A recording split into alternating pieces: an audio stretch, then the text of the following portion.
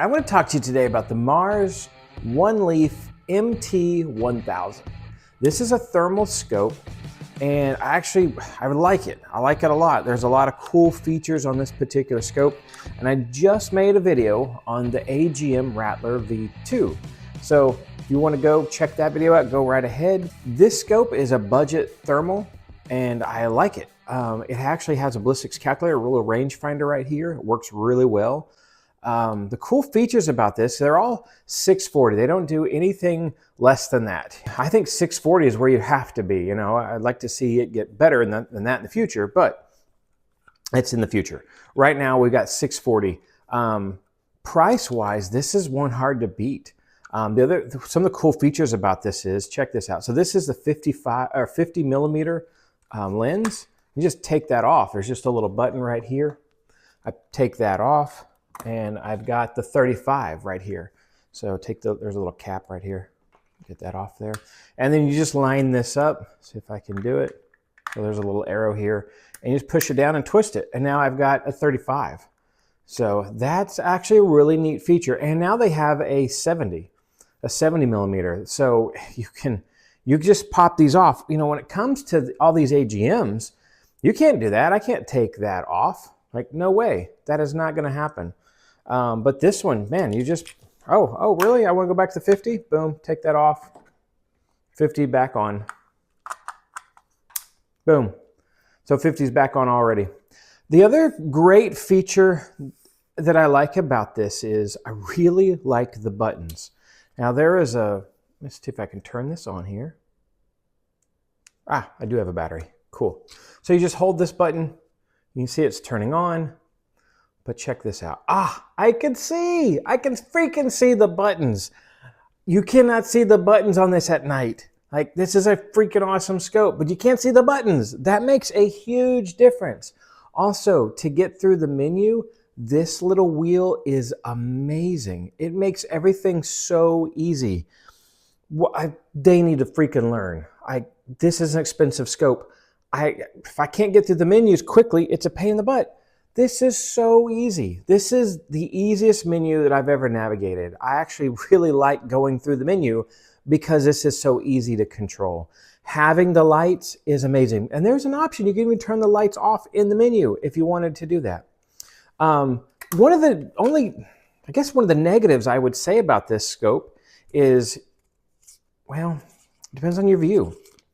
You have to take this off, and then you can get to the control, or there's the SD card, there's the power cable, I think there's an HDMI.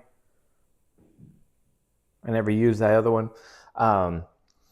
But if I want to get the footage off, I have to take the SD card out. But I like the fact that I can put an SD card in here and up the memory if I need to, or swap it out. But there have been times it's like I was wanting to go record and it's saying, hey, there's no SD card. Or you have to reformat it. I was like, what the heck? I have to reformat it. And I don't know if it's because I took it out, and to put it on my phone, I have to use this little adapter. So the SD card goes into that. This goes to the phone. And then you have to go to files. It's a little cumbersome to get the footage off, but you can do it. Not as easy it is with the AGM. The AGM is super easy. The three cons to this scope would be this. That's not a deal breaker for me.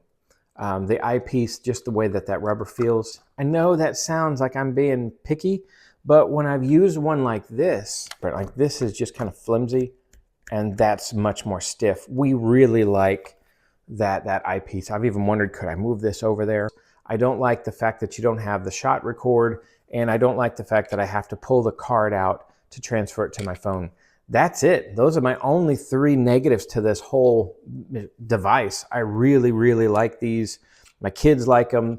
I had them. They all had AGM Rattlers, the V1s. I know that's not a thing, but it was the first generation.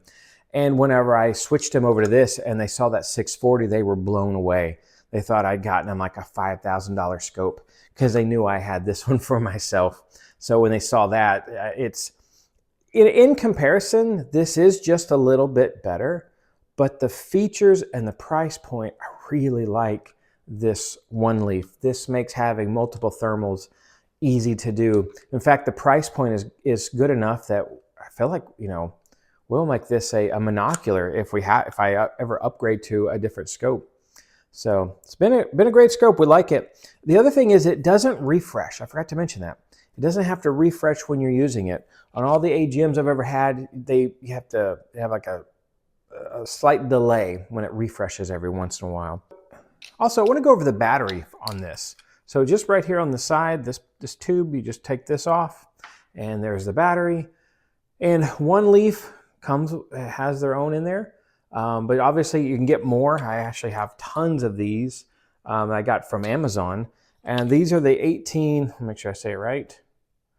18650. So pretty common to get. They're not the best batteries in the world, but they're cheap.